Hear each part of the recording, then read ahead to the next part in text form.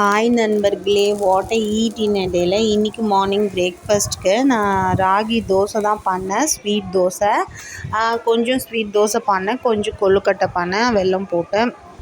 So அது நாங்கள் தோசை சாப்பிட்டுட்டு ஸ்நாக்ஸ் வந்து பசங்களுக்கு ஸ்கூலுக்கு ஸ்நாக்ஸ் மாதிரி கொடுத்து விட்டுட்டேன் கொழுக்கட்டையை. நாங்களும் கொஞ்சம் சாப்பிட்டோம். ஸோ பிரேக்ஃபாஸ்ட் இப்படி தான் எங்களுக்கு முடிஞ்சிச்சு. தென் லன்ச்சுக்கு என்ன பிளான் பண்ணலாம் அப்படின்னு பார்த்தோன்னா, மஷ்ரூம் வாங்கின்னு வந்திருந்தேன் நான். 2 பாக்ஸ் மஷ்ரூம் வாங்கிட்டு வந்தேன். ரொம்ப நாளாக எனக்கு கிடைக்கல. ஸோ இப்போ தான் கிடச்சது. என்னன்னு தெரியல, இங்கே கிடைக்கல.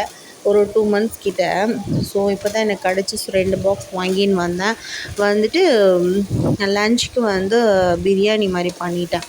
மஷ்ரூம் பிரியாணி பண்ணிட்டேன் பண்ணிவிட்டு குக்கும்பர் ரைத்தா பண்ணேன். சூப்பர் டேஸ்டியாக இருந்துச்சு, செம்மையாக இருந்துச்சு. சிக்கன் பிரியாணி மாதிரியே தான் இருக்குது. ஸோ அதனால தான் எல்லாேருக்கும் அந்த மஷ்ரூம் பிடிக்குது போல். சிக்கனுக்கு ஆல்டர்னேட் யாருன்னு பார்த்தா இந்த மஷ்ரூம் தான் இருக்கான்.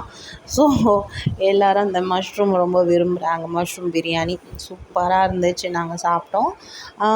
இன்னொரு பாக்ஸ் நான் வந்து நைட்டுக்கு டின்னருக்காக எடுத்து வச்சுக்கிட்டேன். கொஞ்சம் கிரேவி பண்ணலாம் அப்படின்னு சொல்லிவிட்டு இன்னொரு பாக்ஸ் எடுத்துகிட்டு அதில் நம்ம சிக்கன் கிரேவி எப்படி பண்ணுவோமோ அப்படியே தான் பண்ணேன்.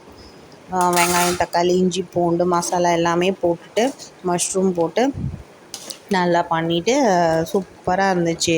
சிக்கன் கிரேவி மாதிரியே இருந்துச்சு. ரொம்ப நாள் கழிச்சு நாங்களும் மஷ்ரூம் சாப்பிட்றோம். ஆல்மோஸ்ட் ஒரு 2 மந்த்ஸ் கிட்ட ஆகிடுச்சு மஷ்ரூம் வந்து நான் வாங்கிட்டு. ஸோ திருப்தியாக நல்லா ஃபுல்லாக சாப்பிட்டாச்சு. பிரியாணியும் சாப்பிட்டாச்சு, கிரேவியும் சாப்பிட்டாச்சு. இன்னும் ஒன்றே ஒன்று தான் மிஸ் பண்ணியிருக்கேன் நான். என்னென்னா அந்த மஷ்ரூம் 65 பண்ணுவேன், அதையும் மிஸ் பண்ணிட்டேன். ஸோ நெக்ஸ்ட் டைம் பண்ணிக்கலாம், ஒன்றும் இது இல்லை. சரி, நைட்டுக்கு இப்படி தான் நாங்கள் சப்பாத்தி பண்ணிவிட்டு சும்மா சூப்பர் மஷ்ரூம் கிரேவி செஞ்சு சாப்பிட்டோம். நீங்கள்லாம் என்ன சாப்பிட்டீங்கன்னு கண்டிப்பாக கமெண்ட் செக்ஷனில் கமெண்ட் பண்ணுங்கள்.